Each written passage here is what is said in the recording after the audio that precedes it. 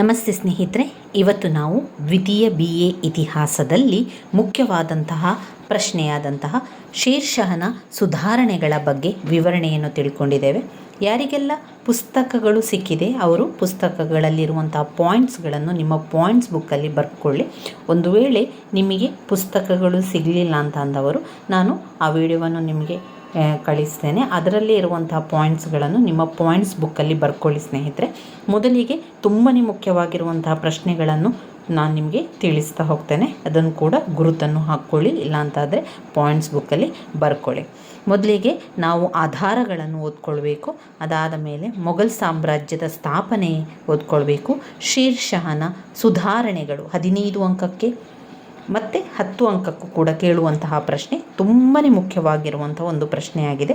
ಇನ್ನು ಅಕ್ಬರನ ನೀತಿಯ ಬಗ್ಗೆ ಓದ್ಕೊಳ್ಬೇಕು. ಔರಂಗಜೇಬ್ನ ಪ್ರಮುಖ ನೀತಿಗಳು 10 ಅಂಕಕ್ಕೆ ಕೇಳಿದ್ದಾರೆ. 2020ನೇ ಪ್ರಶ್ನೆ ಪತ್ರಿಕೆಯಲ್ಲಿ ಔರಂಗಜೇಬ್ನ ಪ್ರಮುಖ ನೀತಿಗಳ ಬಗ್ಗೆ ಕೇಳಿದರೆ, ಧಾರ್ಮಿಕ ನೀತಿಗಳು. ಆಮೇಲೆ ಮೊಘಲ್ ಸಾಮ್ರಾಜ್ಯದ ಅವನತಿಗೆ ಮತ್ತು ಪತನಕ್ಕೆ ಕಾರಣ ಏನು ಅಂತ 15 ಅಂಕಕ್ಕೆ ಬಂದಿರುವಂತಹ ಪ್ರಶ್ನೆ. ಅದಾದ ನಂತರ ಬ್ಲಾಕ್ 2ಕ್ಕೆ ಬಂದಾಗ ಅಲ್ಲಿ ಮನ್ಸಬ್ದಾರಿ ವ್ಯವಸ್ಥೆ ತುಂಬಾ ಮುಖ್ಯವಾಗಿರುವಂಥ ಪ್ರಶ್ನೆ. ಅದಾದ ನಂತರ ಮೊಘಲರ ಸಾಹಿತ್ಯದ ಬಗ್ಗೆ, ಸಂಸ್ಕೃತಿ ಸಾಹಿತ್ಯದ ಬಗ್ಗೆ ಓದ್ಕೊಳ್ಬೇಕು. ಸೂಫಿ ಪಂಥದ ಬಗ್ಗೆ ಕೂಡ ಓದ್ಕೊಳ್ಳಿ. ಇಲ್ಲಿ ನೀವು ಇತಿಹಾಸದಲ್ಲಿ ಭಕ್ತಿ ಚಳುವಳಿಯಾಗಿರ್ಬೋದು, ಸೂಫಿ ಪಂಥ ಹಾಗೆ ಭಕ್ತಿ ಪಂಥದ ಬಗ್ಗೆ ನೀವು ಪ್ರಥಮ BA ವಿದ್ಯಾರ್ಥಿಗಳಿರಬೇಕಾದ್ರೆ ಪ್ರಥಮ BA ಇತಿಹಾಸದಲ್ಲಿ ನೀವು ಅದನ್ನು ಓದ್ಕೊಂಡಿರ್ತೀರ. ಅದೇ ರೀತಿಯಲ್ಲಿ ಇಲ್ಲಿ ಸೂಫಿ ಪಂಥದ ಬಗ್ಗೆ ಸ್ವಲ್ಪ ಕೊಟ್ಟಿದ್ದಾರೆ. ಇನ್ನು ಬ್ಲಾಕ್ 3ರಲ್ಲಿ ನೀವು ನೋಡಿದರೆ ಮರಾಠರ ಆಡಳಿತ 10 ಅಂಕಕ್ಕೆ ಕೇಳುವಂತಹ ಪ್ರಶ್ನೆ, ಮರಾಠರ ಆಡಳಿತ. ಅದಾದ ಮೇಲೆ ಬಾಲಾಜಿ ವಿಶ್ವನಾಥನವರ ಸಾಧನೆಗಳನ್ನು 15 ಅಂಕಕ್ಕೆ ಕೇಳ್ತಾರೆ. ಬಾಲಾಜಿ ವಿಶ್ವನಾಥ್ ಅವರ ಸಾಧನೆಗಳು. ಬಾಲಾಜಿ ಬಾಜೀರಾವರ ಸಾಧನೆಗಳನ್ನು ಕೂಡ ಓದ್ಕೊಳ್ಬೇಕು. ಒಂದು ಬಾಲಾಜಿ ವಿಶ್ವನಾಥರ ಸಾಧನೆ, ಆಮೇಲೆ ಬಾಲಾಜಿ ಬಾಜಿರಾಯರ ಸಾಧನೆಗಳನ್ನು ಕೂಡ ಓದ್ಕೊಳ್ಬೇಕಾಗಿರುವಂತಹ ಒಂದು ಪ್ರಶ್ನೆಯಾಗಿದೆ. ಇನ್ನು ಬ್ಲಾಕ್ 4ರಲ್ಲಿ ಬಂದಾಗ ನೀವು ಓದ್ಕೊಳ್ಬೇಕಾಗಿರುವಂತಹ ಮುಖ್ಯವಾದ ಪ್ರಶ್ನೆ ಭೂಕಂದಾಯದ ನೀತಿಗಳ ಬಗ್ಗೆ, ರೈತಾವರಿ ಮಹಲ್ವಾರಿ ಹಿಡುವಳಿಗಳು, ಭೂಕಂದಾಯದ ನೀತಿಗಳ ಬಗ್ಗೆ ಓದ್ಕೊಳ್ಬೇಕು. ಆಮೇಲೆ ಸಾಮಾಜಿಕ ಮತ್ತು ಧಾರ್ಮಿಕ ಸುಧಾರಣಾ ಚಳುವಳಿಗಳು, ಸಾಮಾಜಿಕ ಹಾಗೂ ಧಾರ್ಮಿಕ ಸುಧಾರಣಾ ಚಳುವಳಿಗಳ ಬಗ್ಗೆ ಓದ್ಕೊಳ್ಬೇಕು. ಆಮೇಲೆ ವುಡ್ಸ್ ವರದಿ 5 ಅಂಕಕ್ಕೆ ಬರುವಂತಹ ಪ್ರಶ್ನೆ.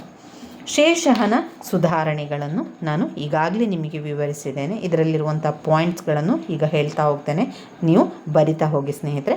ಒಂದು, ಕೇಂದ್ರಾಡಳಿತದಲ್ಲಿ ಸುಧಾರಣೆ. ಕೇಂದ್ರಾಡಳಿತದ ಸುಧಾರಣೆಯಲ್ಲಿ ಮತ್ತೆ 2 ಸಬ್ ಪಾಯಿಂಟ್ಸ್ಗಳನ್ನು ಕಾಣ್ಬೋದು. ಒಂದು ಸುಲ್ತಾನ್, ಮತ್ತೊಂದು ಇಲಾಖೆಗಳು. ಸುಲ್ತಾನ್ ಮತ್ತು ಇಲಾಖೆಗಳು ಎನ್ನುವಂಥ 2 ಪಾಯಿಂಟ್ಸ್ಗಳದರಲ್ಲಿದೆ. ಅದಾದ ನಂತರ 2ನೇ ಮುಖ್ಯ ಪಾಯಿಂಟ್ ಪ್ರಾಂತ್ಯಾಡಳಿತದಲ್ಲಿ ಸುಧಾರಣೆಗಳು. ಪ್ರಾಂತ್ಯಾಡಳಿತ ಸುಧಾರಣೆಗಳಲ್ಲಿ 3 ಪಾಯಿಂಟ್ಸ್ಗಳನ್ನು ಕಾಣ್ಬೋದು. ಒಂದು ಸರಕಾರ, 2 ಪರಗಣಗಳು, 3 ಗ್ರಾಮಗಳು. ಅದು ಪ್ರಾಂತ್ಯಾಡಳಿತದಲ್ಲಿ ಸುಧಾರಣೆಗಳು. ಇನ್ನು ಪ್ರಾಂತ್ಯದ ಆಡಳಿತದಲ್ಲಿ ಸುಧಾರಣೆಗಳು, 1 ಸರಕಾರ, 2 ಪರಗಣಗಳು, 3 ಗ್ರಾಮಗಳು. 4ನೇ ಪಾಯಿಂಟ್ ಭೂಕಂದಾಯದ ಸುಧಾರಣೆ. ಭೂಕಂದಾಯದ ಸುಧಾರಣೆ ಅವರು ಪ್ರತ್ಯೇಕವಾಗಿ 10 ಅಂಕಕ್ಕೂ ಕೂಡ ಕೇಳುವಂತಹ ಒಂದು ಪ್ರಶ್ನೆಯಾಗಿದೆ ಸ್ನೇಹಿತರೆ. ಅದನ್ನು ಪ್ರತ್ಯೇಕವಾಗಿ ಒಂದು ಬರೆದಿಡಿ. ಶೇರ್ಷಹನ ಭೂಕಂದಾಯದ ಸುಧಾರಣೆಗಳನ್ನು ವಿವರಿಸಿ ಅಂತ ಹಲವು ಬಾರಿ ಪ್ರಶ್ನೆ ಪತ್ರಿಕೆಯಲ್ಲಿ ಬಂದಿರುವಂಥ ಪ್ರಶ್ನೆ. ಶೇರ್ಷಹನ ಭೂಕಂದಾಯದ ಸುಧಾರಣೆ ಅಂತ ಬಂದಾಗ ನಾವು ಕೇವಲ ಭೂಕಂದಾಯದ ಸುಧಾರಣೆಯಲ್ಲಿರುವಂಥ ಪಾಯಿಂಟ್ಸ್ಗಳನ್ನಷ್ಟೇ ಬರಿತಾ ಹೋಗಬೇಕು. ಅವರು ನೇರವಾಗಿ ಶೇರ್ಷಹನ ಸುಧಾರಣೆಗಳ ಬಗ್ಗೆ ತಿಳಿಸಿ ಅಂತ ಹೇಳಿದರೆ ಸಂಪೂರ್ಣವಾಗಿ ಕೇಂದ್ರಾಡಳಿತ, ಪ್ರಾಂತ್ಯಾಡಳಿತ, ಭೂಕಂದಾಯಡಳಿತ, ನಾಣ್ಯ ಸುಧಾರಣೆಗಳು, ಪೊಲೀಸ್ ಇಲಾಖೆ ಸುಧಾರಣೆ, ಇದೆಲ್ಲ ಕೂಡವನ್ನು ನಾವು ಅದರಲ್ಲಿ ಬರಿತಾ ಹೋಗಬೇಕಾಗ್ತದೆ. ಇನ್ನು ಪ್ರತ್ಯೇಕವಾಗಿ ಅವರು ಶೇರ್ಷಹನ ಭೂಕಂದಾಯದ ಸುಧಾರಣೆಯನ್ನು ವಿವರಿಸಿ ಅಂತ ಬಂದಾಗ ಭೂಕಂದಾಯದ ವಿಚಾರದೊಳಗಿರುವಂಥ ಪಾಯಿಂಟ್ಸ್ಗಳನ್ನಷ್ಟೇ ನೀವು ಬರೆದ್ರೆ ಸಾಕು. ಅದರಲ್ಲಿ ಬರುವಂಥ 3 ಪಾಯಿಂಟ್ಸ್ಗಳು, ಒಂದು ಒಂದು ವ್ಯವಸಾಯ ಉತ್ಪನ್ನಗಳ ಹೆಚ್ಚಳ, 2 ಬೇಸಾಯಗಾರರ ಸ್ಥಿತಿಯನ್ನು ಉತ್ತಮಪಡಿಸುವಂಥದ್ದು, 3 ಕಂದಾಯದಲ್ಲಿ ಹೆಚ್ಚಳವನ್ನುಂಟು ಮಾಡುವುದು. 1 ವ್ಯವಸಾಯ ಉತ್ಪನ್ನಗಳ ಹೆಚ್ಚಳ, 2 ಬೇಸಾಯಗಾರರ ಸ್ಥಿತಿಯನ್ನು ಉತ್ತಮಪಡಿಸುವುದು,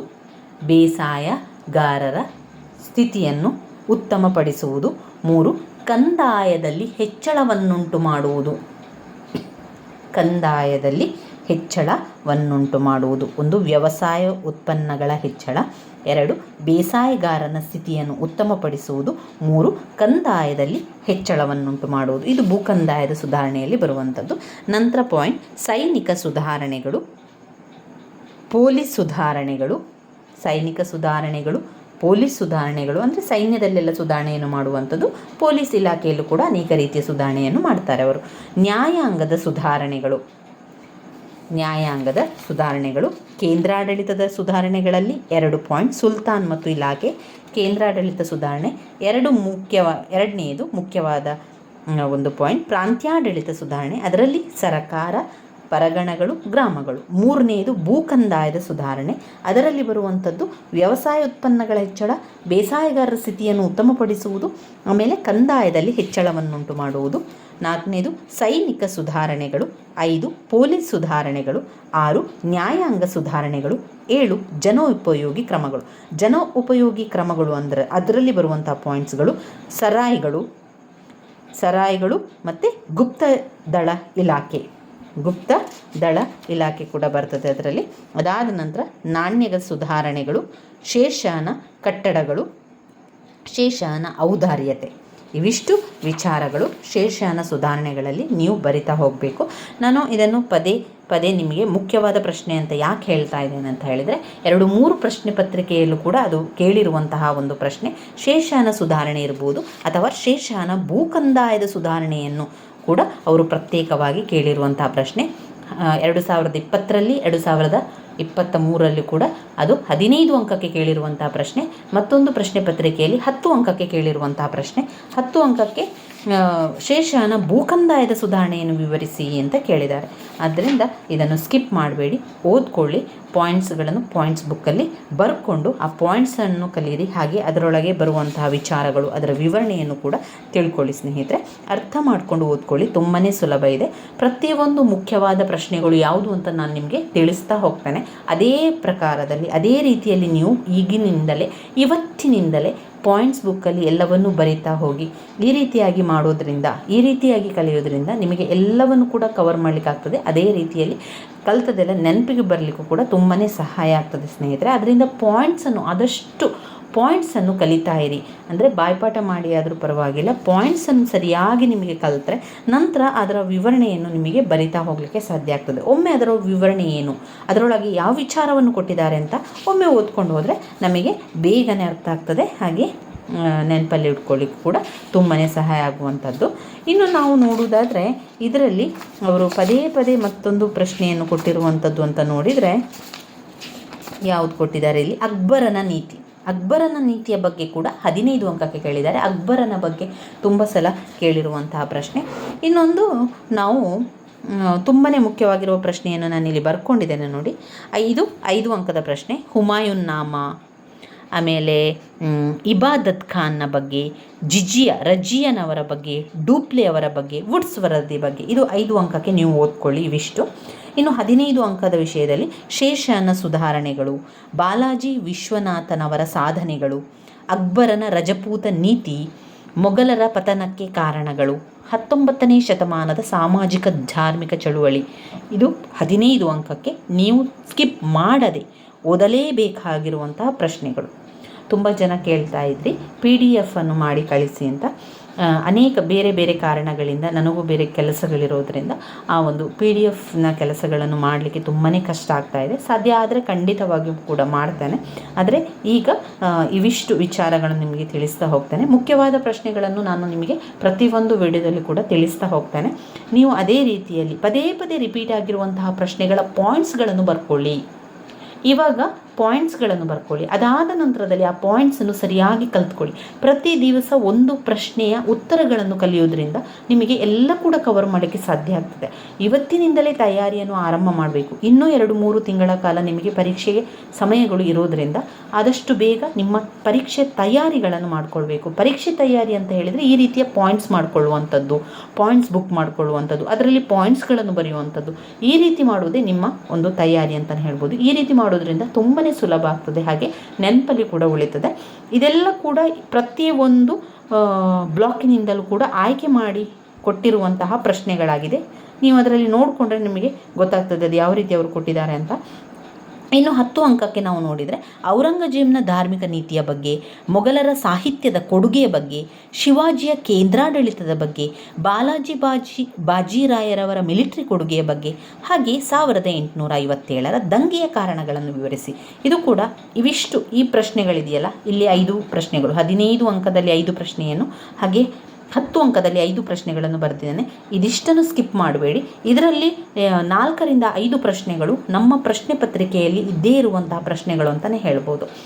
ಇನ್ನೂ ಕೆಲವೊಂದಷ್ಟು ಇದೆ, ಅದನ್ನು ಮುಂದಿನ ವಿಡಿಯೋದಲ್ಲಿ ನಿಮಗೆ ನಾನು ಅದನ್ನು ತಿಳಿಸ್ತಾ ಹೋಗ್ತೇನೆ. ಈ 5 ಅಂಕದ 5 ಪ್ರಶ್ನೆಗಳಿರ್ಬೋದು, 15 ಅಂಕದ 5 ಪ್ರಶ್ನೆಗಳು, 10 ಅಂಕದ 5 ಪ್ರಶ್ನೆಗಳಿದೆಯಲ್ಲ, ಅದನ್ನು ಸ್ಕಿಪ್ ಮಾಡದೆ ಅದರ ಪಾಯಿಂಟ್ಸ್ಗಳನ್ನು ನಿಮ್ಮ ಪಾಯಿಂಟ್ಸ್ ಬುಕ್ಕಲ್ಲಿ ಬರಿತಾ ಹೋಗಿ ಸ್ನೇಹಿತರೆ. ಆದಷ್ಟು ಇದೆಲ್ಲವನ್ನು ಕೂಡ, ಇದರ ವಿಡಿಯೋಗಳನ್ನು ನಾನು ಈಗಾಗಲೇ ಮಾಡಿರ್ತೇನೆ, ಅದೆಲ್ಲ ಕೂಡ ಪ್ಲೇಲಿಸ್ಟಲ್ಲಿ ನೋಡ್ಕೊಳ್ಳಿ ನೀವು. ದ್ವಿತೀಯ BA ಇತಿಹಾಸ ಅಥವಾ ಇತಿಹಾಸ ಸೆಕೆಂಡ್ ಇಯರ್ ಅಂತ ಇರುವಂತಹ ಒಂದು ಕೋರ್ಸ್ ಅಂತ ಅದರಲ್ಲಿದೆ, ಅಥವಾ ಆ ಒಂದು ಭಾಗದಲ್ಲಿ ತುಂಬಾ ವಿಡಿಯೋಸ್ಗಳನ್ನು ನಾನು ಹಾಕಿದ್ದೇನೆ. ನೀವು ಅದನ್ನು ಸರ್ಚ್ ಮಾಡಿ, ಅದು ಪ್ಲೇಲಿಸ್ಟಲ್ಲಿ ಸಂಪೂರ್ಣವಾಗಿ ಅದರಲ್ಲಿ ಕೊಟ್ಟಿದ್ದೇನೆ. ಹಾಗೆ ಒಂದೇ ವಿಡಿಯೋದಲ್ಲಿ ಎಲ್ಲವೂ ಕೂಡ ಕವರ್ ಆಗುವ ರೀತಿಯ ವಿಡಿಯೋಗಳನ್ನು ಕೂಡ ನಾನು ಮಾಡಿದ್ದೇನೆ. ಅದೆಲ್ಲ ಕೂಡ ನಿಮಗೆ ತುಂಬಾ ಅನುಕೂಲವಾಗುವಂತಹ ಒಂದು ವಿಡಿಯೋ ಅಂತ ನನಗೆ ಅನಿಸ್ತದೆ. ನೀವು ಅದನ್ನು ಒಮ್ಮೆ ನೋಡಿಕೊಳ್ಳಿ. ಹಾಗೆಯೇ ಇನ್ನಷ್ಟು ಮುಖ್ಯವಾದಂತಹ ಪ್ರಶ್ನೆಗಳ ವಿವರಣೆಯನ್ನು ಮುಂದಿನ ದಿನಗಳಲ್ಲಿ ನಾನು ನಿಮಗೆ ತಿಳಿಸ್ತಾ ಹೋಗ್ತೇನೆ ಸ್ನೇಹಿತರೆ. ನನ್ನ ವಿಡಿಯೋಸ್ ಎಲ್ಲ ನಿಮಗೆ ಇಷ್ಟ ಆಗ್ತಾ ಇದ್ದರೆ ಲೈಕ್ ಕೊಡಿ, ಶೇರ್ ಮಾಡಿ, ಸಬ್ಸ್ಕ್ರೈಬ್ ಮಾಡಲಿಕ್ಕೆ ಮರಿಬೇಡಿ. ಅದರ ಜೊತೆಗೆ ಮತ್ತೊಂದು ವಿಷಯ ಏನಂದರೆ, ತಾಳ್ಮೆಯಿಂದ ಓದ್ಕೊಳ್ಳಿ, ಟೆನ್ಷನ್ ಮಾಡ್ಕೊಳ್ಬೇಡಿ. ಆಗ್ತದೆ, ಪ್ರತಿಯೊಬ್ಬರಿಗೂ ನಿಮ್ಮ ಕೈಯಿಂದ BA ಪದವಿಯನ್ನು ಪಡೆದುಕೊಳ್ಳಲಿಕ್ಕೆ ಸಾಧ್ಯ ಆಗ್ತದೆ. ಅದಕ್ಕೆ ನಿಮ್ಮ ತಯಾರಿಯನ್ನು ಮಾಡಿಕೊಳ್ಳಿ. ಚಿಂತೆಯನ್ನು ಮಾಡೋದು ಬಿಟ್ಟು ಇವತ್ತಿನಿಂದ ಎಲ್ಲವನ್ನು ಕೂಡ ತಯಾರಿಯನ್ನು ಮಾಡ್ತಾ ಹೋಗಿ. ಪ್ರತಿಯೊಬ್ಬರಿಗೂ ಕೂಡ ಮಾಡಲಿಕ್ಕೆ ಸಾಧ್ಯ ಆಗ್ತದೆ. ಸಾಧನೆ ಮಾಡಬೇಕು ಅಂತಾದರೆ ಸ್ವಲ್ಪ ಪ್ರಯತ್ನ ಪಡಬೇಕು. ಆ ಪ್ರಯತ್ನ ಇವತ್ತಿನಿಂದಲೇ ಆರಂಭಿಸಿ ಸ್ನೇಹಿತರೆ. ಧನ್ಯವಾದಗಳು.